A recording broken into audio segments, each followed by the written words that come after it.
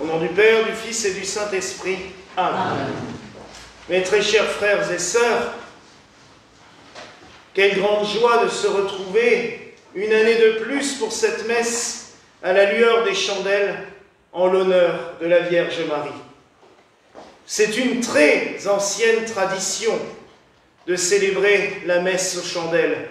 On l'appelle aussi messe proratée, parce qu'on peut utiliser le formulaire de la messe de l'Avent en l'honneur de Marie qui commence par Proratée de chez lui. Cette messe d'habitude se célèbre à l'aurore, avant même le lever du jour. Mais je ne suis pas convaincu que nous ayons été très nombreux si j'avais célébré la messe ce matin à 6 heures.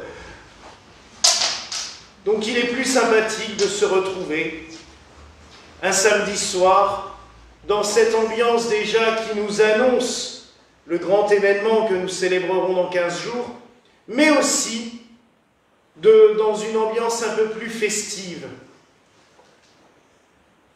Les lumières ont déjà envahi l'église et la cour.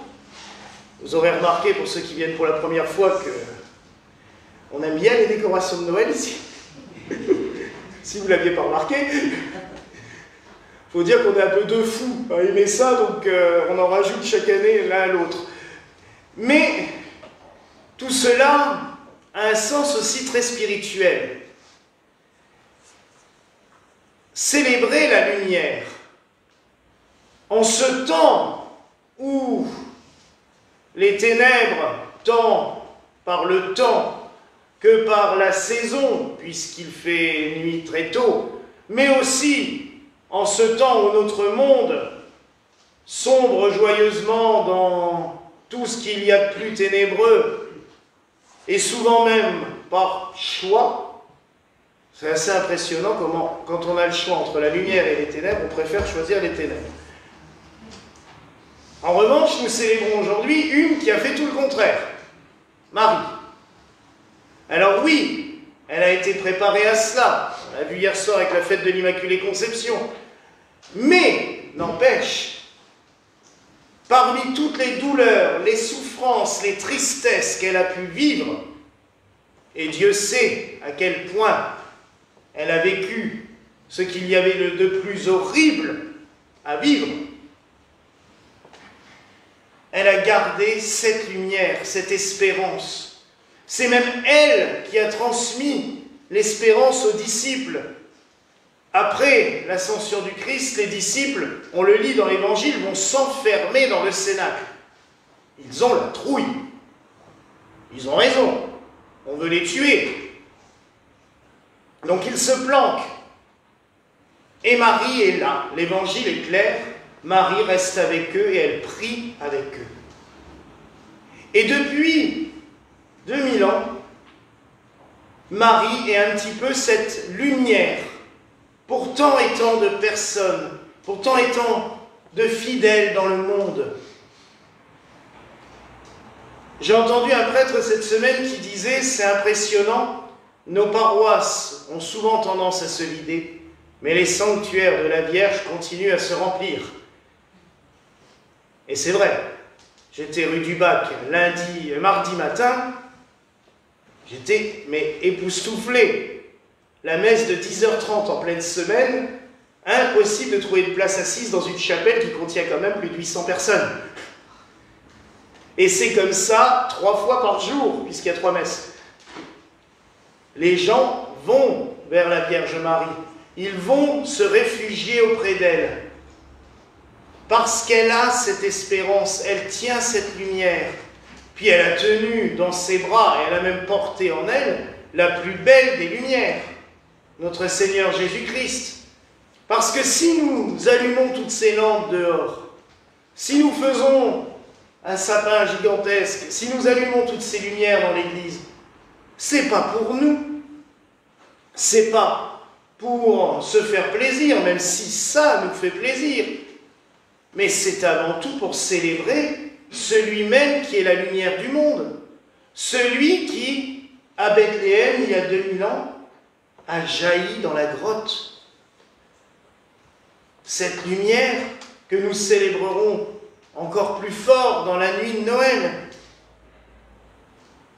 Cette lumière que nous devons recevoir et que nous devrons porter.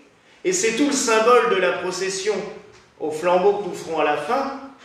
Oui, d'ailleurs, vous pouvez éteindre vos flambeaux, ceux qui les ont... Parce qu'ils risquent de ne plus avoir de bougies pour la fin de la messe. On les allumera à la fin, et c'est justement le symbole de cette lumière qui se communique, et le fait de porter la lumière dans nos mains. C'est aussi symboliser le fait que cette lumière du Christ, que nous pouvons toutes et tous recevoir, nous avons à la porter dans le monde. La lumière ne doit pas être cachée sous le boisseau. C'est bien ce que nous a dit le Christ. Quand on allume une lampe, c'est pas pour aller la planquer sous le lit. Et bien là, c'est pareil. La lumière que nous recevons, nous devons la porter autour de nous. Alors même quand nous sommes des petits groupes, même quand nous ne sommes pas nombreux ou que nous ne sommes que quelques-uns, c'est pas grave. Vous savez, je vous l'ai déjà dit, ceux qui viennent souvent, je vous l'ai déjà dit souvent cette histoire. Quand c'est dans une pièce toute noire, quand on gratte à la... et que vous pouvez, enfin, on peut faire l'expérience, ça a déjà été fait. Vous prenez une pièce toute noire et vous mettez de la peinture noire sur les fenêtres. Vous grattez un tout petit peu avec une aiguille. Vous voyez le rayon de lumière qui pénètre dans la pièce et vous commencez déjà à percevoir les choses. Rien qu'avec un tout petit point de lumière.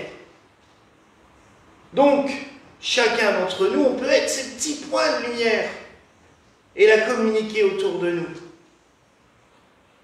Transmettre l'amour, transmettre la paix, transmettre la lumière. C'est tout le message de ce temps de l'Avent. Alors oui, ça peut paraître des fois ce temps, la fête de la consommation. Et je ne dirais pas le contraire, je me suis fait la réflexion ce matin en allant chercher les bougies au supermarché. Quand j'ai vu le monde là-dedans, j'ai dit, je comprends ceux que ça révolte, ceux qui sont écœurés par tout cela.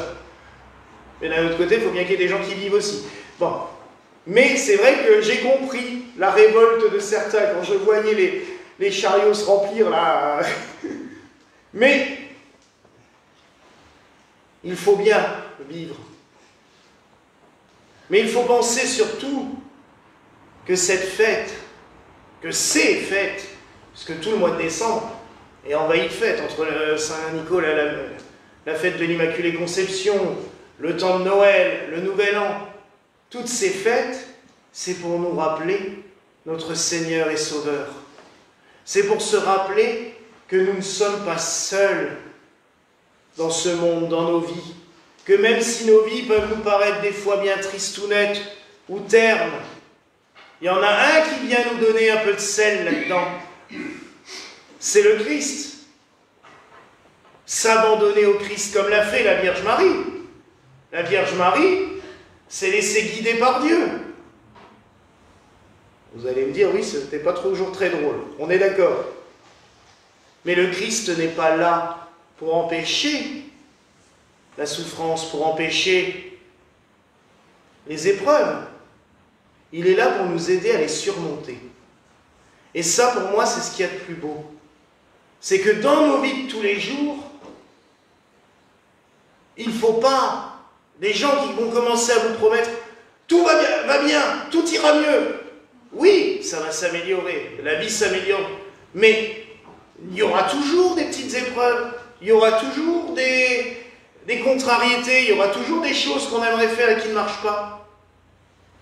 Mais quand on a les armes pour affronter tout cela, quand on sent qu'on n'est pas tout seul, quand on sent qu'il y a quelqu'un qui est là pour nous prendre le bras, pour nous dire « Viens, on va ensemble, on avance ensemble », ben ça va beaucoup mieux.